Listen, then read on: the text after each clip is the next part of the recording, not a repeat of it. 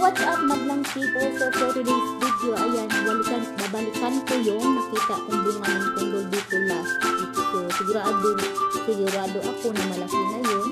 So ayan guys, so tingnan ko kung pwede na siya ulamin. So ayan so guys, so ayan, may nakita akong kondol. So ayan nga, may nakita akong kondol, pero ang liit pa niya. So hindi ko na pwedeng patasin kasi ang liit. So dito banda, last week nakita ko na. So ayan, kaya ito yung pinilitan ko. Ayan na guys, so malaki na nga, pwede na siyang pitasin. Ayan. Siguro mga pangatlong beses na ako pipitas ng kondol ngayon.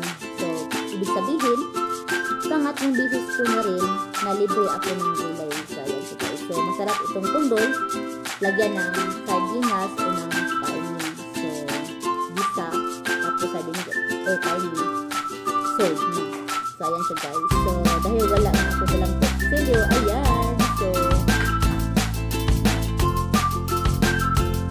iikutin ko ng iikutin itong kondol na ito hanggang sa kapita. So, ito po yung way to dati o strategy to dati yung bata pa ako na iikutin ang putas hanggang sa mapitas. So, ayan na guys. So, malapit na siya mapitas guys.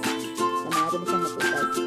So, ayan na siya. Napitas ko na yung bunga ng kondol. So, maya-maya, ilutuin ko na to. Ulam na rin ito. Ayan. So, busog na naman siya yung bag. So, ayan.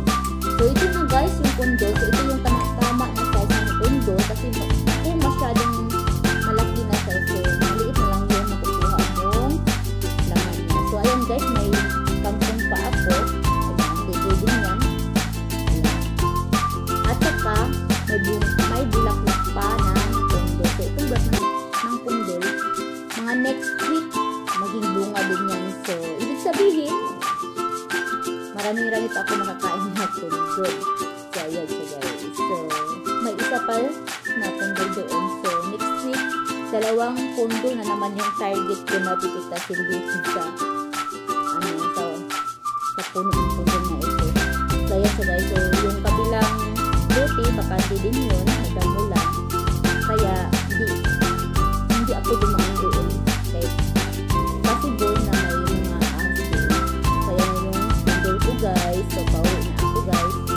Pero guys, ayan, ikutin ko muna itong aking camera kasi doon sa kabilang bakod guys, may nakita naman ako. Yan. Halaman. Yan. Yung halamang gubat na dati ay napakamahal. So, yun yung tatawag namin pera. Hindi ko alam kung tama ba ako. Yun, yung binibili ng mga may kaya dati yung panahon ng pandemic, kumbaga bilang libangan nila